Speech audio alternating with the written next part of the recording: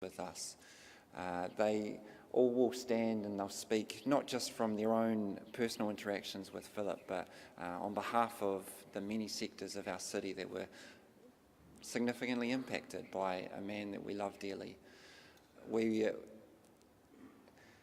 have some time constraints today. I want to acknowledge the team at Claudelands, the team who have given us a space to be here today. They're under some pretty tight timeframes, and by 1 o'clock they need to start setting up for the next event. And so rather than us having an open mic and all being able to share the stories from the front of the ways that Philip has been so significant to us, we do invite you all to stay for refreshments afterwards. We're going to be up in the upper concourse, and we're going to really encourage you to share the stories, to share the moments that have meant that you have come out today to honour Philip. If you need to use bathrooms during the service today, then just out the doors that we kind of came in, there's either top or bottom, you can find bathrooms. There's water both up on the upper concourse. If you need tissues, there's lots of tissues around. Hopefully someone near you will be able to share theirs.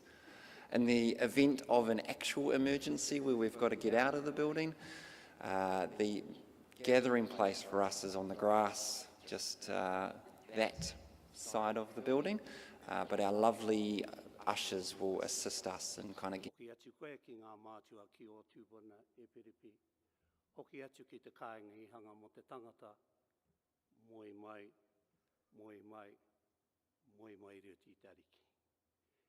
Koutou e hui tahi nei a pupuru ki te Māori, tēnā koutou e te koro matua ānuru ki ngā mea mō te kaunihera. Tēnei te mihi atu ki te whānau pani e noho nei. I just want to greet and acknowledge his worship and counsellors, and especially at this time I turn to the family of Philip.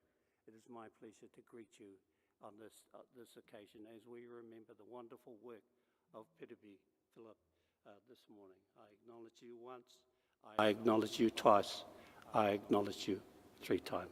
Nō reira huri noa I roto I te whare nei koutou e pai nei. Tēnā koutou, tēnā koutou, tēnā koutou.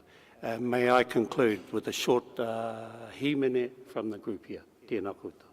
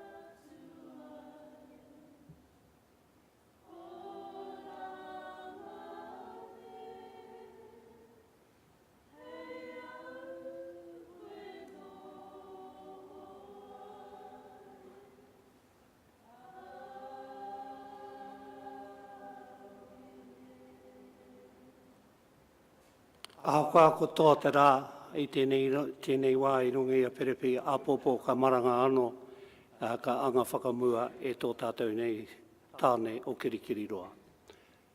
We have a proverb, the sun has set. The sun has set on Piripi, on Philip. Although the sun is set in the morning, it'll rise again as we do what Philip would love us to do. We'll rise and build Hamilton to be one of the best cities in New Zealand.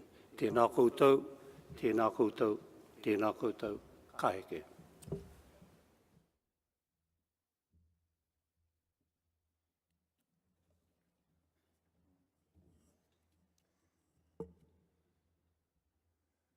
We are gathered here today to remember the positive impact that Philip has had on our worlds, to celebrate the difference that he was able to make.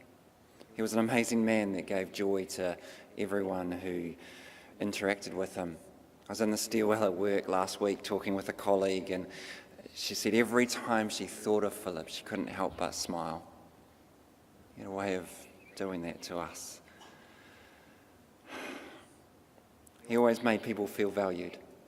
He always made time for people. You felt good to be around Philip. He had the X factor, the wow factor. He was able to win people over. I see so much of your dad and you, Jeannie. And a story that Jeannie shared with us a few months ago was of Philip's dad relocating from northern China down to Hong Kong. And I thought about the story so many times, and I see Philip so often in the detail of the story. Philip's dad had survived as a soldier through the Chinese Civil War, through World War II, and in 1950 he decided to make his way into a new world. He managed to travel first class on the trains from northern China down to the border of Hong Kong, no questions asked. When he was on the border, he convinced 3 communist soldiers to take him on a day trip into Hong Kong. And once they were over the border, he disappeared and started a new life. It was there that he met Philip's mum, and by 1956, Philip was born. He was the 3rd child of 5. Philip always believed in hard work. Even when he was a dignitary at our citizenship ceremonies, if there was work to be done, he would roll up his sleeves and do it. As a child, Philip's family was involved in knitting and selling garments, and he would often have to deliver across the city. He always did enough study in the downtime to make it through to the next year. Post-school, he did a little bit of textiles before he decided to retrain in tourism. And I know me and so many others are just so grateful for that decision.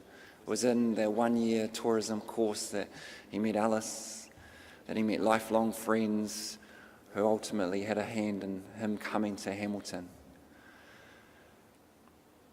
Alice and Philip married in January 1985, enjoyed nearly 32 years together, and we acknowledge, Alice, that it's not long enough. Philip was deeply committed to his family, those he loved dearly. The move to Hamilton in 1996 was purely to give space to a life that wasn't just work. He began his career with council in 2001. Next weekend would celebrate 16 years of working for the organisation. I remember when I started as his manager, we looked at his immense hours that he worked attending festivals, events, celebrations, and he was always happy to do it because he knew the value that was in those moments, the value that it spoke to so many people. But he also was happy because it meant that he could take some extended periods of time off work to be with Alice, to do DIY and building of the home. He always had time for people. He was always interested in making the lives of others better. And for that reason, he was appointed a Justice of the Peace in 2007. In 2013, he became the city's first ethnic Chinese elected member when he received the 3rd highest number of votes. He will be remembered as a man of the people who always stayed true to his values and commitments.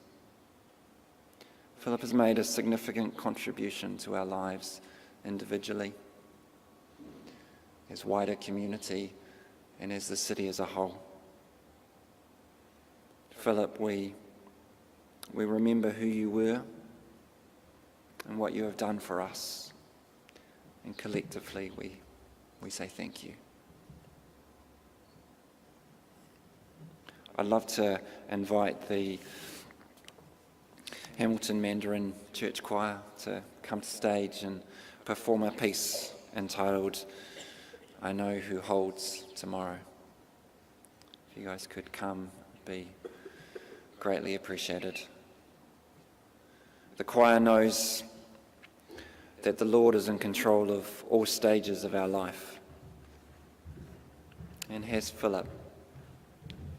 They would love to share a song with us that has the message that the Lord holds our tomorrows. Thanks, team.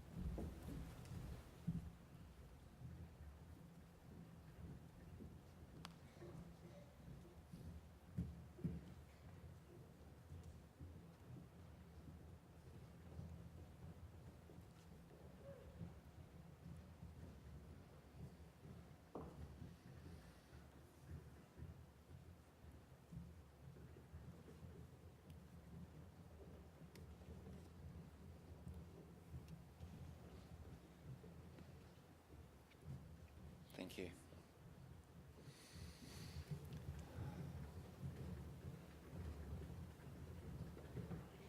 Love to give the stage to Jeannie to say a few words on behalf of her and Alice. Come. Yeah. We are yours. Mm-mm.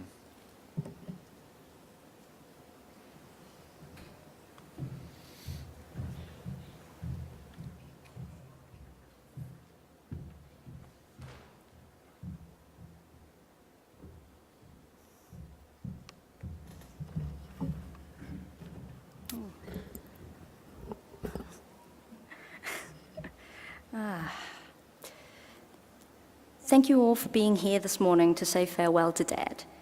His battle was sudden and short, but in his typically organised style, he left us as peacefully as possible for cancer, lucid and funny till the end. We are so very grateful for all the love and support we have received from our friends, Dad's esteemed colleagues, and the community these last few months.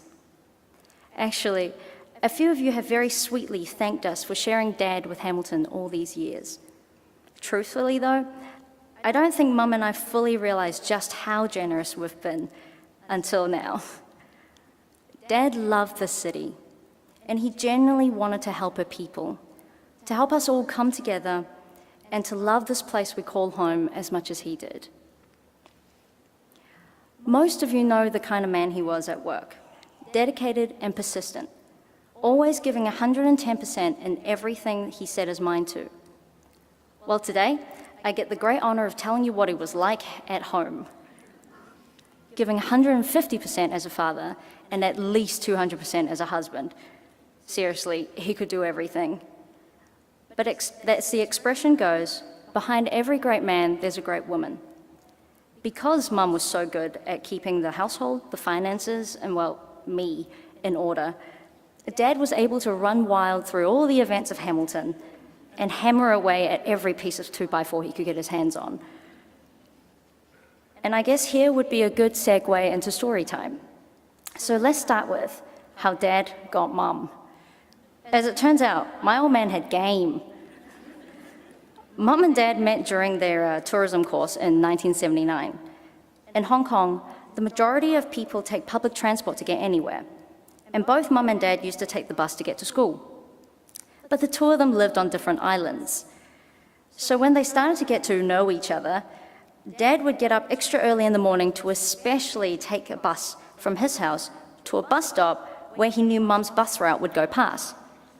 He'd then peek over all the windows of the possible buses until he spotted Mum, at which point he'd pop on the bus to talk to her, all nonchalant, like he was meant to be there. By the time Mum figured out that he should really be taking another, much quicker route to school, too late, already charmed. Dad was interested in cameras and photography way back when he was a teenager.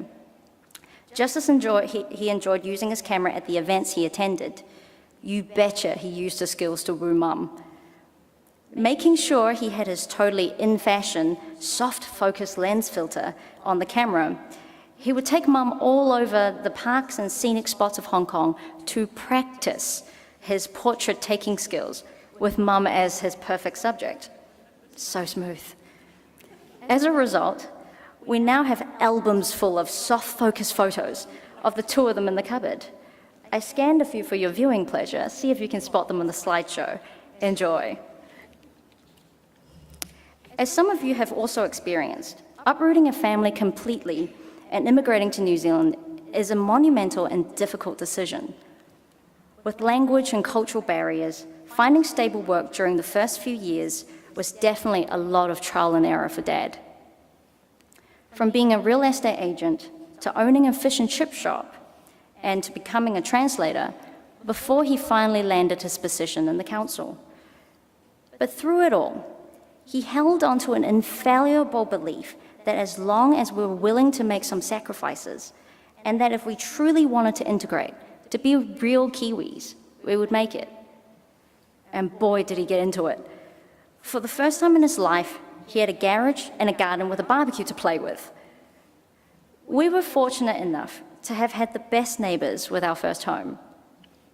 The Smith family really took us under their wing and showed us how to be quintessential Kiwis. From teaching us which mighty river is the longest in New Zealand, to how to attend to our lawns, build our fences and decks, and most notably, even how to reattach one's wife's front bumper back onto her car. They were also the ones that got Dad hooked on project managing his own house builds, or as Mum calls them, his big toys. And that's where Dad really got to create his masterpiece backyards, do all of the designing, woodwork, tiling, shelving, to his handyman's heart's content. During one of Dad's first Kiwi DIY lessons, Uncle Harry asked him to bring out all of his tools so they can start on the fence together. So Dad whipped out this tiny hammer, the only one that he brought with him from Hong Kong, fully intending to use it. Its head is soft metal and barely bigger than a fencing nail. Uncle Harry took one look at it and was like, "What is that supposed to be?" "Oh, no. We'll be upgrading to a big hammer by the end of this." We still remember hearing Uncle Harry say to Dad, "What is this? Ding, ding, ding. Use your wrist." Dad's DIY skills have definitely come a long, long way in 20 years. Dad was, of course, almost the Superman kind of father. He was tall, strong, and could figure out anything. But he was never as gentle with me as he was with Mum, and rightly so. He wanted me to be tougher, more independent, and ready for the realities of this world. And yet, there were definitely times he showed his soft side. When we first arrived in New Zealand, I lost many of my favorite Asian things, like junk food, comics, toys. But one of the most painful losses was definitely my Sailor Moon. It was a Japanese cartoon that aired in the 90s, adored and addictive to masses of little Asian girls. So when New Zealand finally aired an English-dubbed version of the show, Dad took pity on me. Of course, getting up early in the morning really wasn't my thing. So he used to sit down in front of the TV with his breakfast at 7 a.m. every morning and tape the episodes for me. He would even pause the recording when each commercial started and then record again when the commercials ended, which meant he had to watch every minute of the show carefully, and he couldn't even take bathroom breaks. The moral of the story is that he was a ridiculously devoted father to an obviously spoiled princess. But most importantly, yes, Councillor Philip Yeung indeed watched every single super girly episode of Sailor Moon that was ever aired on New Zealand television. He even digitized them for me a decade later, just so I can watch them for the rest of my life. Dad took to fatherhood like he did with all things. Give everything a good go. He was generally a firm believer in the saying, if at first you don't succeed, try again. Until you cut your daughter's ear while trying to give her a mushroom haircut, then you don't try again. Or the first time you take your daughter out for a driving lesson and she backs over the neighbor's sapling. Well, that's okay, no one noticed, so you try again. Until you decide to guide her to 5 crossroads and accidentally push a gear stick into neutral in the middle of the busiest roundabout in the city and almost get yourself killed. Then you don't try again. And you pay for her driving lessons because you're smart. In fact, Dad most certainly had street smarts. He always managed to get me into the schools that we believed I would thrive in. This unintentionally included 4 Christian schools. But I've never been baptized, so how did I get in? Somehow, through a combination of always being in the right place at the right time and turning on his full, responsible fatherly charms on at interviews, he always managed to swing luck my way. Growing up with stable, ever-present parents influenced many of my decisions as an adult. Always having that safety net, knowing that whatever shenanigans I cooked up, rescue was only ever a phone call away, regardless of where I was in the world. And Dad handled those phone calls so well. He always seemed to know what to do. Like with the age-old, Dad, someone backed into my car. What do I do? Or one of my favorites, Dad, I gotta move from Wellington to Budapest in 2 weeks. Help?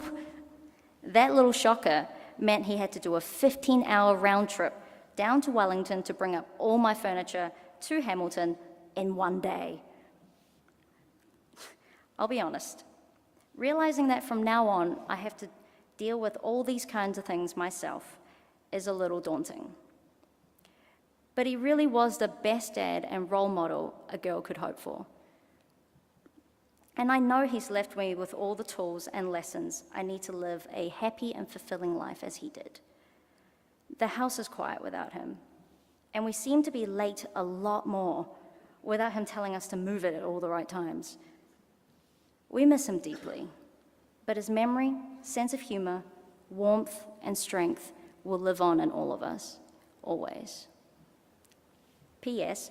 Just want to share that the ending song of the service is from a Hong Kong movie about a legendary Kung Fu master. It is also Dad's favorite shower karaoke song. And because it's such an epic song, he used to belt it out at the top of his lungs and be heard throughout the entire house. Figured it is the most appropriate song to send him off with. Thank you.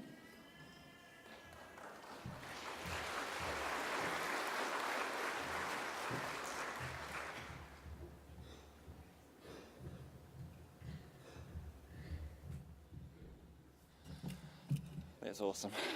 So good.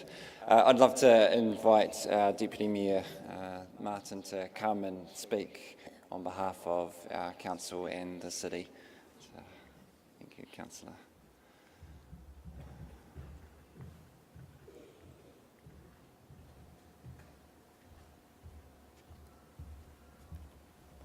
And you'll notice that Andy has put a timer on me, and it is the standing orders of the City Council of 5 minutes. And how on earth do you capture a relationship and a life of the wonderful Philip Yeung in 5 minutes? I'm going to stick to notes, unusually for me personally, because if I don't stick to notes, I will probably lose it. Because obviously today is a day when, for us as colleagues, as friends, the reality suddenly really hits you. I want to say that I have the very personal honour to represent Mayor Andrew, who is accompanying Alice and Jeannie today. And I also want to acknowledge the presence, as I understand is coming, the Dame Susan Devoy. And my role today is to represent councillors past and present. On behalf of the City, I also want to acknowledge current MPs and former MPs and members from diplomatic missions, and also want to specifically acknowledge our former Mayor's presence, and I have certainly cited our immediate past Mayor Julie Hardacre and our immediate past Deputy Mayor Gordon Chesterman, and we welcome them to join with us all. I also want to attempt, although I think Andy's helped a bit, to represent the hundreds of our staff team who over the years have come into contact with Philip. And as I said, how on earth do you condense a wonderful life into 5 minutes? And I'm sure actually each of my colleagues would probably have a different take on Philip, but I think they would have in common much of their admiration. I've known Philip for many years, working alongside him in the community, a trustee and active participant in Community Radio FM, as a JP, where he, as a JP, would mentor new JPs, and do a huge amount of work among what we term our ethnic community. I've seen him with massive energy organise such amazing events as the New Zealand Indigo Festival, New Zealand Ethnic Football Tournament. But I want to reflect, if I may, on his journey with Alice and Jeannie when they first arrived here from Hong Kong in 1996. I have, in the last few days, tried to imagine them arriving for the first time at Auckland International Airport, being processed in a long queue of people through customs and immigration, and a whole life and identity that they had in Hong Kong left behind them. and probably at that point known in Hamilton by a very, very few people. And I'll come back to that because I remember him obviously as a colleague, as a councillor, worked with me on the community forum, worked with Paula on the Community Services Committee as Deputy Chair. Those were his official roles, and it's fair to say, and I say this absolutely, and I'm ignoring that time for 1 minute, bear with me Andy please, no elected member, and I apologise to my council colleagues, in my view worked harder than Philip. And as you know, as has been detailed in his life, when he first arrived here, he had a number of roles as a new immigrant, as a new arrival, real estate agent, worked in a fish and chip shop. And then the journey began as an interpreter with his fluency in English, Cantonese, Mandarin, and then from that he became an ESL home tutor. And then of course in 2001, he came and joined us as an ethnic community advisor. And I like to think, in fact I know, he never ever left that previous role. Even when he was elected to council, he just merged the council a bit into his previous role. And often we'd be going up in the lift and I'd assumed he'd be coming up to his new office on the top floor, floor 9, and then suddenly he would pop out lower down. I said, "Where are you going?" He says, "I'm going to my other office." So I think he was totally confused as to where he worked. And it was a bit like, you know, that he was automatically programmed going to floor 4, wherever. And he didn't distinguish the two roles, because every weekend he would be at some event, some significant event with our diverse and ethnic community. And my favourite deal with Philip, and this is the personal thing because I get the privilege because I'm up here, he would come and collect me and take me to many of those events. And he would tell me at exactly what time. He'd turn up in his daughter's sports car when she was overseas. He loved that sports car. We would know what time when to arrive and when to speak. And today, that's just a snippet of this amazing man. An amazing man who, we think back to 1996, first arrived in a queue, anonymous, one of the many, just a face at the airport. And now 21 years later, look around us. The Philip Yeung legacy, I call it. How did a man with the huge support and sacrifice of his dear wife and daughter make such an impact in the 21 years that he was with us in Hamilton? And I'll just quickly try and summarise. Stay away, Andy. He was a giver. The glass for Philip was never half empty, it was always half full. And he personified what we as a city and society can be, celebrating our rich diversity and celebrating each other. His legacy, as his wonderful daughter says, will live on all of us, and he gives us that challenge to make this city and this society a more diverse, a more understanding, celebrate each other by our difference. But on behalf of the Council, I just want to say thank you so much, and all of us share in our hearts. Philip's no longer with us, but he is with us, obviously. Tēnā koutou, tēnā koutou, tēnā koutou katoa.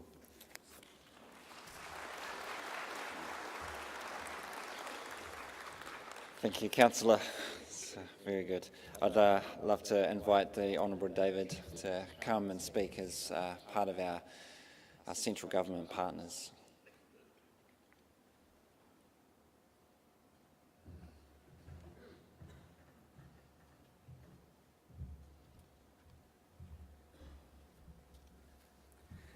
Tēnā koutou katoa, dashi hao.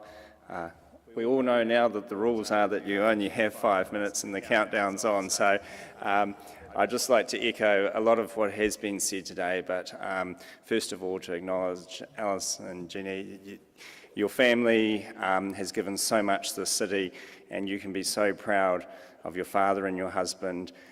He was a wonderful man, and the people here today, ex-councillors, mayors, politicians, community leaders, and people that have been touched by him are here to support you and to remember his great contribution to this city. My role is to talk about it from sort of a national perspective of where Philip delivered for our country and our city going forward. And we see so many people here representing different parts of our community that come together, and that really shows the strength of his achievements. Because he was a man that put himself ahead of everything else, and he really enjoyed serving others. He was there for our people, and he always had a wonderful smile and made a big difference to our city, and we remember that today. My first encounters with him were as the ethnic communities officer in the city, and he was always such a humble person that would attend every event, and his workload was amazing. And we all have seen him at various events over many years, and this year we particularly missed his presence as he was battling cancer. But maybe it was that sheer determination and drive that people really related to and found his strength. Or maybe it was just that he was able to connect with every community and understand their wishes.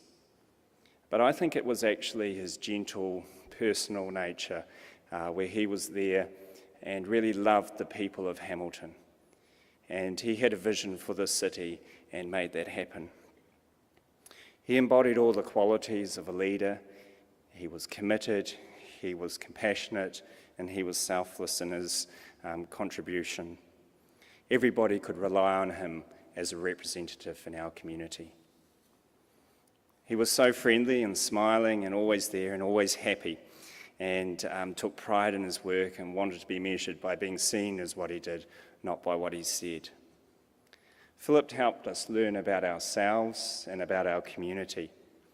He had the ability to bring the community along with him, and he saw things like the ethnic soccer tournament as a way of making us learn from each other. From a central government point of view, that can't be understated. New Zealand is a country of new migrants coming and making their home here, and we have opportunities for everybody. And Philip showed that you can achieve whatever you want in this country. And that's an extremely valuable role for our country going forward, because we need that greater representation and understanding, and Philip delivered that. So he has been influential, not just in the Hamilton scene, but nationally as well.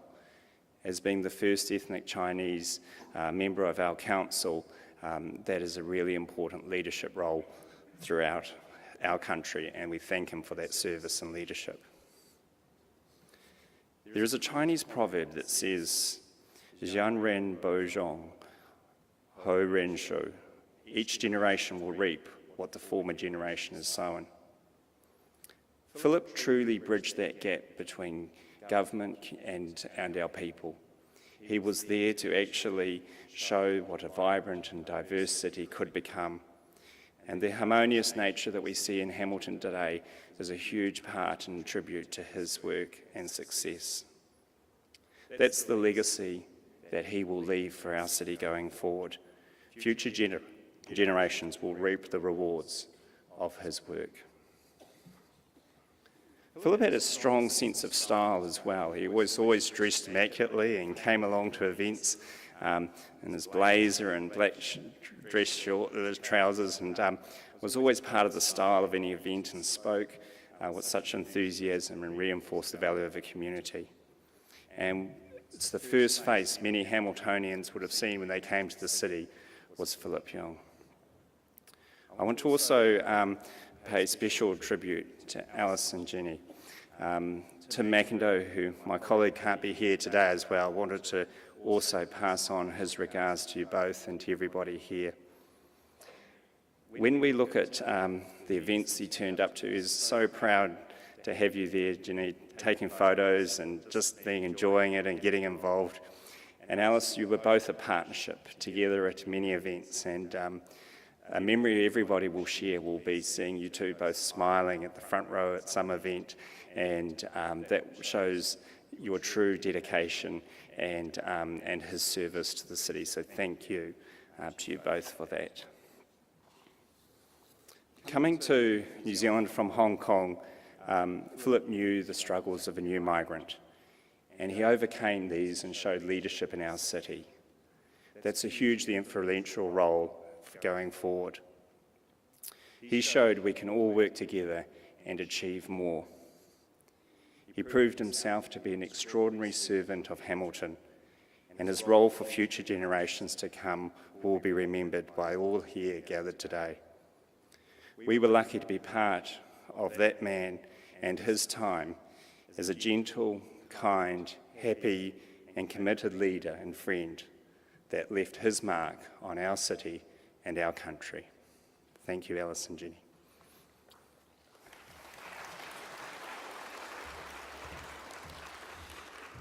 Thank you, David. I'd love to invite the Hamilton Cook Island Association to come up on stage and do a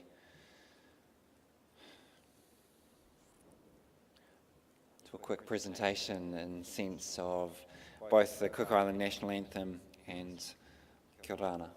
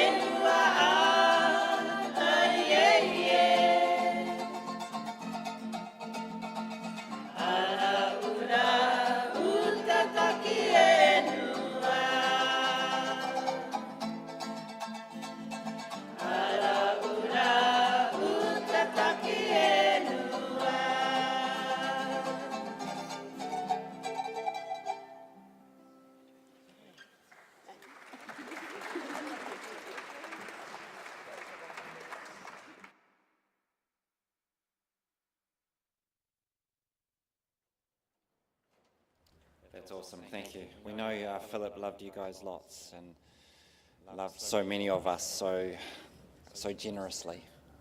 Thank you. I'd love to invite Daryl and Sharon to come and speak on a tough gig, really, on behalf of friends and neighbours. And thanks, Daryl.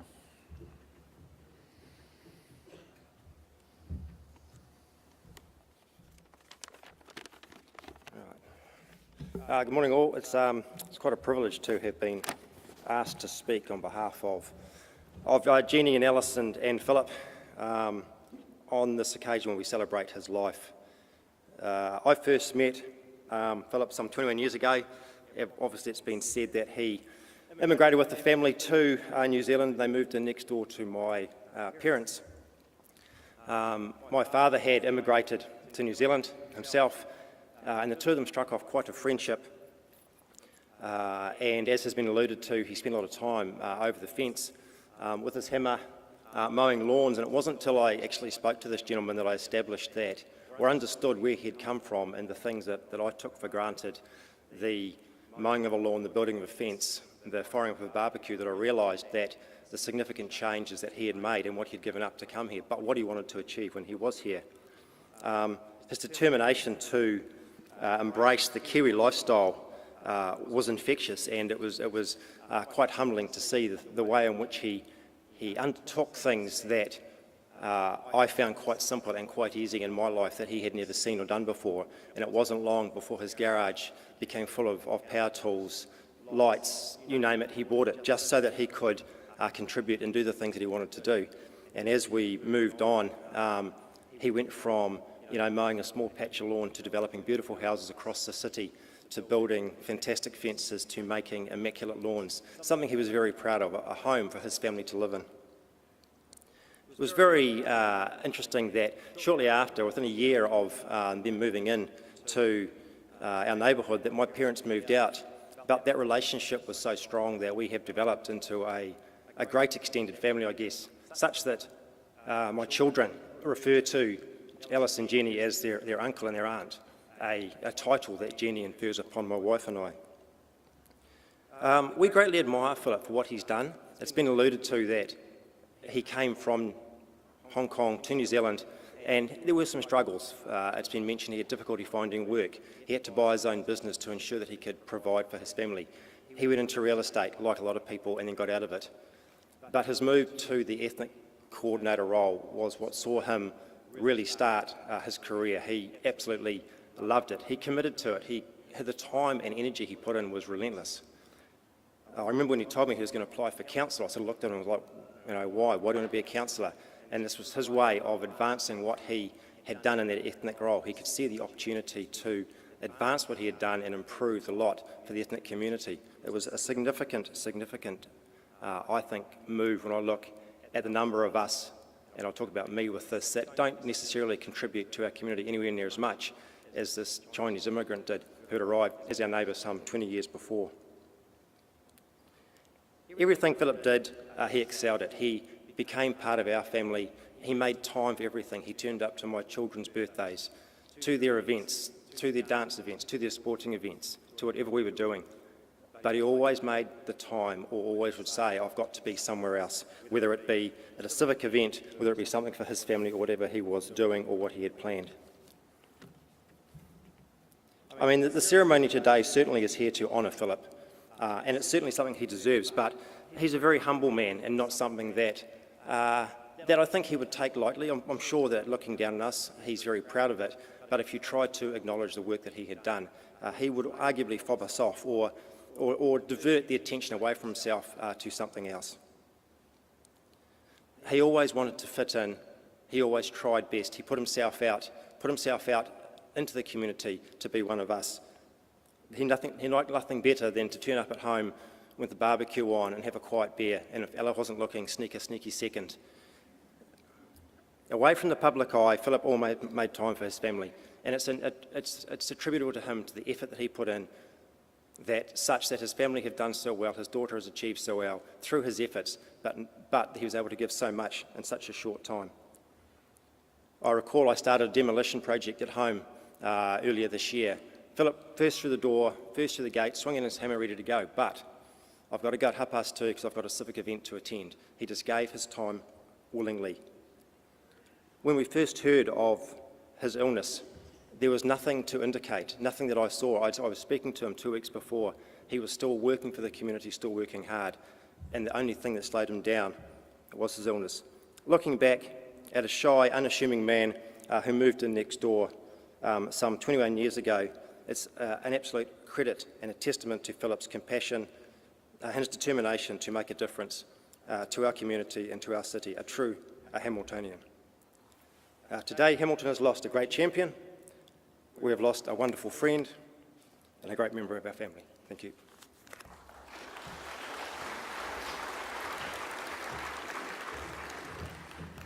Thank you, Darryl. I'd love to invite Uncle Martin up to come and speak on behalf of the wider family.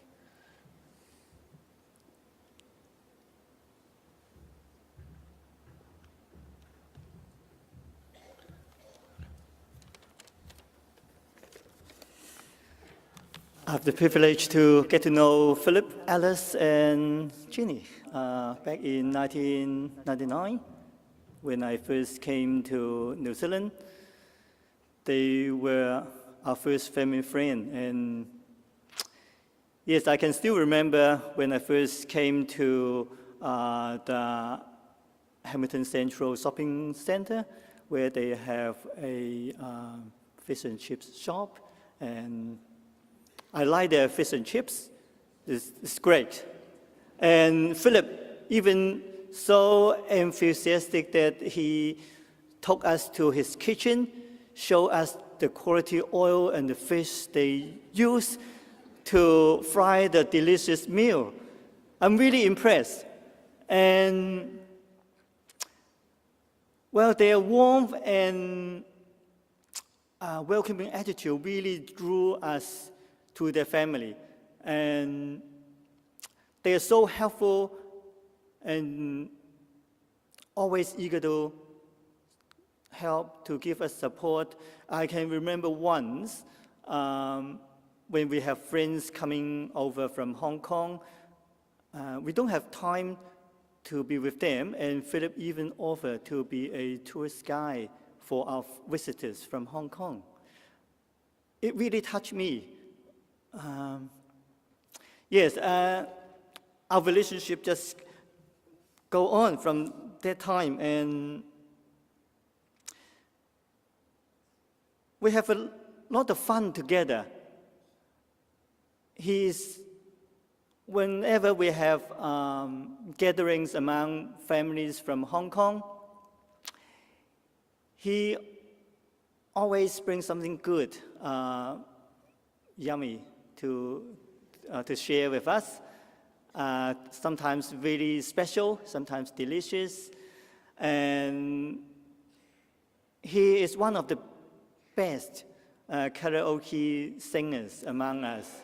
He's also a great DJ to keep the night going. Excellent. And one more interesting thing, he has a very special skill.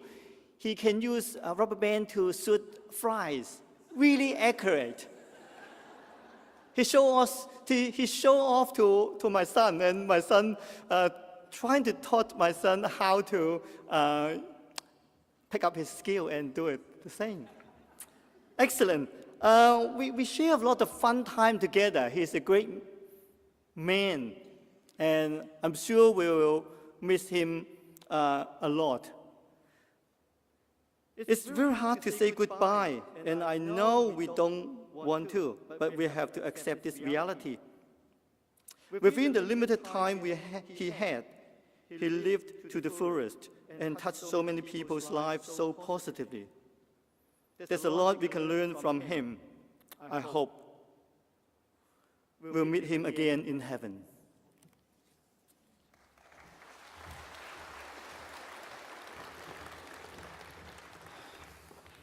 Thank you, Martin. Diamond, would you like to come on behalf of the Chinese Golden Age Society and share some words?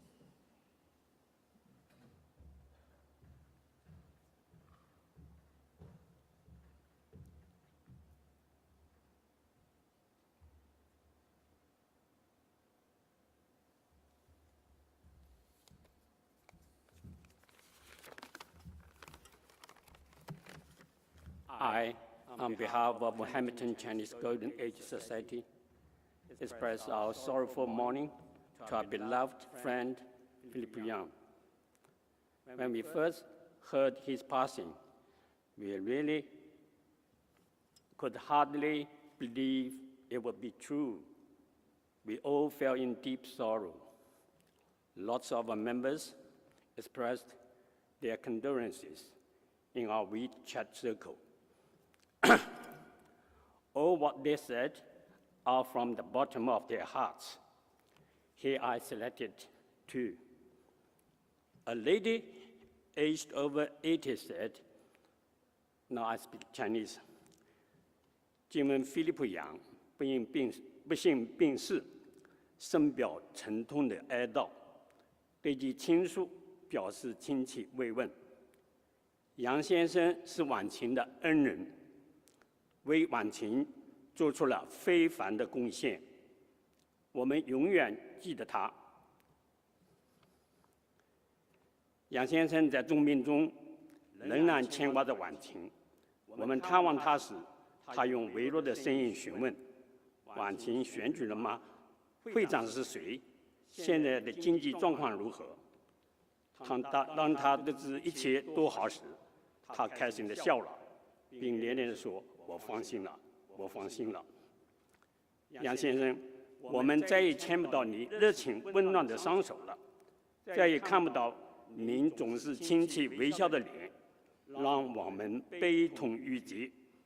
杨先生，你将永远留在我们的记忆中，永远记在我晚晴的史册。杨先生，天路遥远，一路走好。Another man aged 90 said, 杨先生，杨议员，菲利普杨，我们时常换着对你称呼，你是晚清人真敬而忠实的朋友，你对我们晚清的帮助有过太多的付出，我们都欣赏你的潇洒幽默，我们都敬佩你的多姿热络，无论是民族事务官或是市议员的任上，你始终关心着我们晚清的脉搏。有你这样一位好朋友，我们会感到非常的踏实。有什么为难的事，总爱找你商量；有什么话，总爱找你说说。你知道，天知道一声霹雷刺穿了我的心坎。这么善良能干的一个人，却会被无故击落，如此残酷的现实，令人无法接受。我们惊疑老天爷有没有搞错？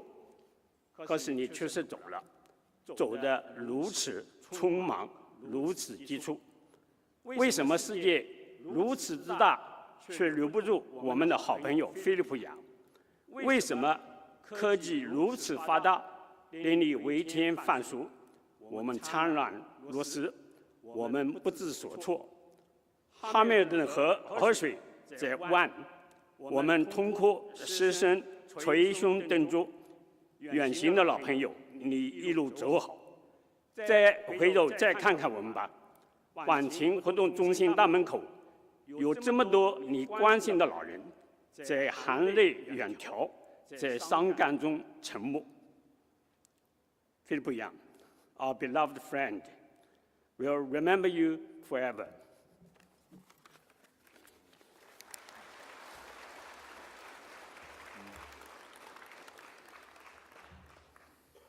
Thank you, Diamond. Mano, would you come and on behalf of the many networks and relationships that you hold across the city?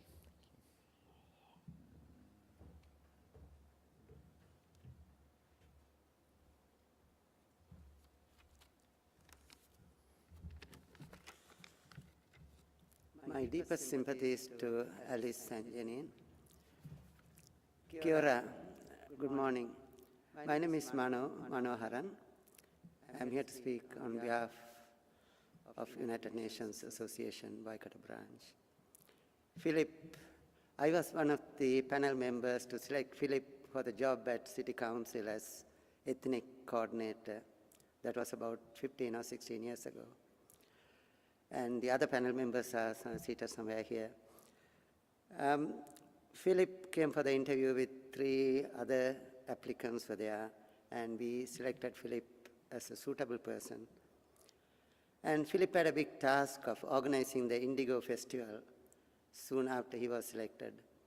There was a race unity day, marching from Grantham Street up to Founders Theatre, and the MC at the Founders Theatre for a cultural event was former Mayor Margaret Evans, and Philip was able to organize all that within a short period of taking over the job. Later on, he was appointed as Ethnic Development Officer. Those days, we had a settlers directory, which was sold by City Council for 10 cents. It had only 8 pages. Philip made a book of about 48 pages called New Settlers Directory. I told Philip, it's going to cost a lot. He said, no, I'm covering it with the advertisement from the advertisers, so it doesn't cost council a cent. Philip used to organize a listening forum for ethnic communities, and all the previous mayors, from Russ Remington, David Braithwaite, Michael Redmond, Bob Simcock, Julie Hardacre, all the mayors had attended these functions. None of the mayors had kept away from attending this and listening to the ethnic communities as what they need in Hamilton. Philip used to attend all the ethnic events after hours, as well as on Saturdays, Sundays. There's no time limit for him. He not only attends and shows his face and walks away, he sits there until the end, and he used to have a meal with all the communities there. And he didn't neglect his family. Sometimes he used to say to me that, Manu, I won't be here this weekend, I'm going to Wellington to pick my daughter. So he used to go to Wellington. And when he became ill and he was admitted to hospital, I had been there practically every day in the hospital during my lunch break. And there are days he used to say to me about his family and things like that. He used to talk to me when the family is not there. And there's 2 taps in Hamilton which is providing fluoride-free water, which was installed because he is the only councillor who voted against it. And previous mayor, Julie Hardacre, had installed 1 tap at the back of the Cloudlands, where the sports centre is, and the other one in Templeview area. I like to see that stone erected by the side of the tap with Philip's history. Audience will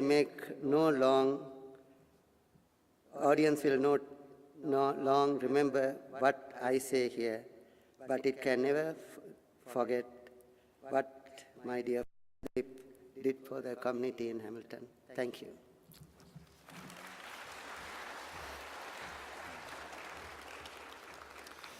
Thank you, Manu. Patricia, you come in as our final speaker. I know that you're a dear friend from your role not only in the settlement centre but in all of the activities. So thank you.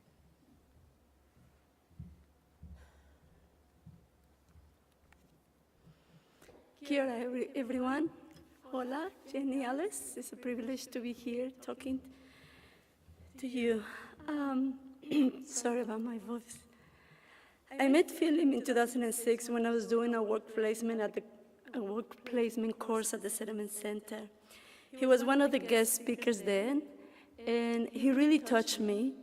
When I listened to his story, sharing his story in settling in New Zealand, some feelings emerged in me, which was admiration. I can feel his energy, and I felt very positive. And obviously, also, a lot of laughs came out because he had a really, really nice sense of humor. Some of the things that stayed with me from his presentations were to hold on to my roots, be proud of my heritage, share my culture and my language, be a good citizen in New Zealand, and everything will be okay. To hear that was very uplifting for me then. It gave me the confidence to look for employment and start knocking doors.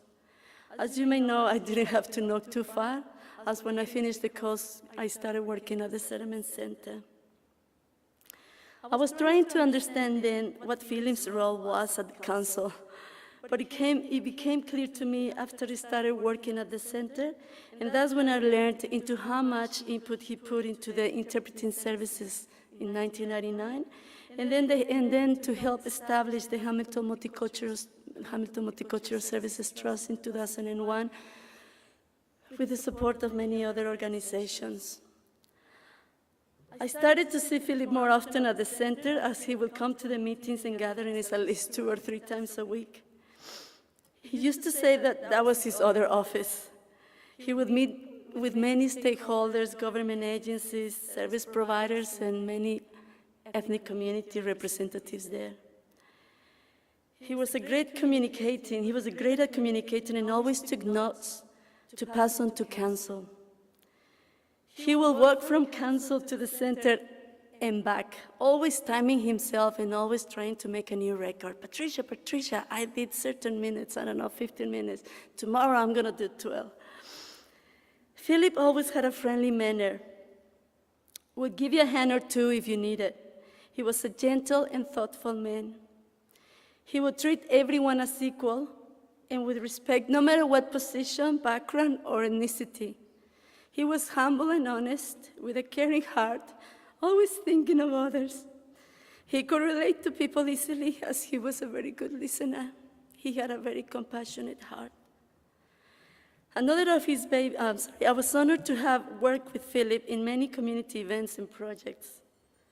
From 2008, we started working in the New Zealand Ethnic Football Festival, which was one of his babies, as he funded it and supported it from 1999. He enjoyed bringing people together, he liked to do things right, and he was very punctual. Another of his babies was the Indigo Festival, where he loved to work with ethnic communities organizing the parade on Victoria Street. That was the time when he called my baby the Indigo Child, as I gave birth to my son a week after the 2010 Indigo Festival. And it was really, one of the things that really stayed with me is that he will say, come to Uncle Philip, come to Uncle Philip. And that was for me very, very thoughtful, because not having family here in New Zealand, it really touched my heart. So I really brought him into my family, and I really care for him a lot. He had a special connection with the center, as he was the bridge between council and the ethnic organizations, and he helped a lot to obtain that building that used to be Mary's Rugby Club. He worked really hard alongside the settlement support coordinators, Lucy and Joby, and he was passionate about helping newcomers into Hamilton. He supported any community project that helped with the well-being of the refugee and ethnic communities. One of his biggest achievements, as Manu mentioned, was the New Shelters Directory. He also said the local settlement network meetings and the ethnic community and the ethnic listening forums. He was an innovator, always informed as to what was happening in the sector, prompt to listen to people's needs, and always thinking of new ways or ideas into how to support the communities and provide settlement information. I enjoy working with Philip because he loved talking to people face to face, having meaningful conversations. He was an expert in networking and mostly in developing good relationships, not only with the stakeholders and government agencies, but with people on the ground. And that was shown when Philip finally decided to run for councillor in 2013. I feel humble to stand before you representing the voices of many communities and sector agencies that Philip touched into their hearts. I know that there are great stories out there where Philip had to do something with it. His leadership and legacy has opened the path of many people to achieve their dreams and work together. When I saw Philip for the last time, I felt privileged sitting in front of him, sharing the photo album that held many memories and photos that the community shared. Few tears came into his eyes as he was touched to see the impact that he made to many people's lives while reading through some of the beautiful messages and seeing the photos that you sent. We said farewell and hugged him, and he never took his eyes off us until we disappeared from the corridor, and for some reason I knew that that was going to be the last time I would see him. Alice and Jenny, thank you so much for sharing Philip with us. Your kindness, as you can see, it is showing here, it is felt here with all the love and respect that we have for Philip.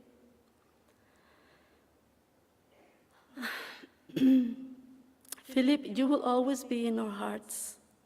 Our most sincere condolences to you, Alice and Jenny. And I just want to say that when someone you love becomes a memory, the memory becomes a treasure. Thank you very much. Thank you.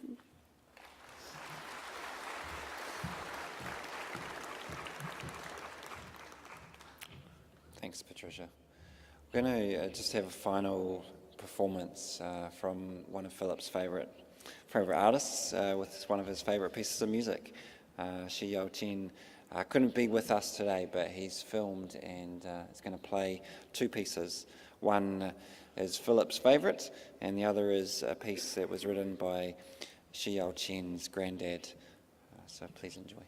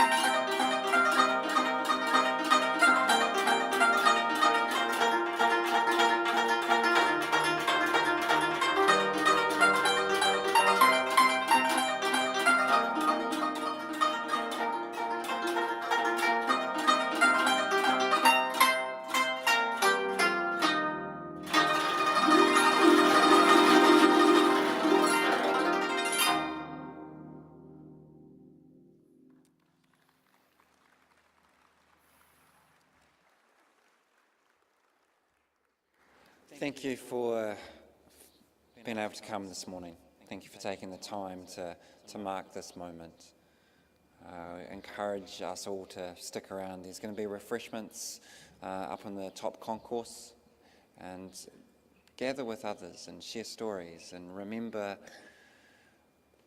what it is that made Philip so special to us individually. And I do just want to acknowledge everyone who's spoken today for sharing insights and helping us all to see different bits of a man that we consider so significant to who we are and has been so important to us along our path and our journey. So thank you.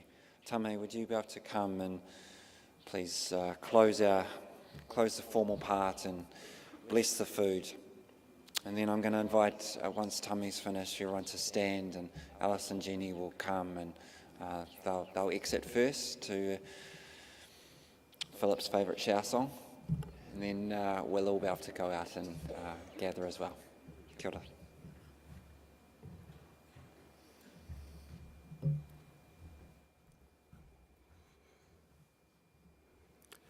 And I just want to endorse those words. I started off this morning talking about the different birds, and the birds had different sounds. Koe koe te tui, kete kete, te kākā, kuku, te kereru. And after that, you've just heard the different birds of different parts of the world that have come down to sing with tui, the kākā, the kereru. I'll shift from birds now to humans. E te atua kaharawa, koe nei mātou e huitahi nei I tēnei ata. And I'll shift to the birds of humans and close with a karakia from Aotearoa. E te atua kaharawa, nau ngā mea katoa I hanga mai te rangi heke mai nei ki te whenua. Korowai tia mātou I tēnei rangi, I tēnei ata I runga I tō aroha. Ko koe te kaihanga o ngā mea katoa te iti me te rahi. Arahi mātou I runga I te tika me te pono, kia tutuki I ngā moimoia mai te rangi ki te whenua. Hui hui a mātou I roto I te whakaaro kotahi. Ai pupuru ki te ihi, te mana tawahi, te tapu mai te rangi ki te whenua. Ko koe te kaihanga o ngā mea katoa. E te atua whakapaingia hoki ngā kai ai horahia I tēnei rangi, hei whangai I te tangata. Ko koe tau mātou piringa, ko koe tau mātou tokatū moana. Anei mātou e whakawheta I rungi te ingoa o tō mātou kai whakaora, mo ake ake, āmene. Tēnā koutou. Thank you. Please, could we all stand as we Alice and Jeannie to leave first.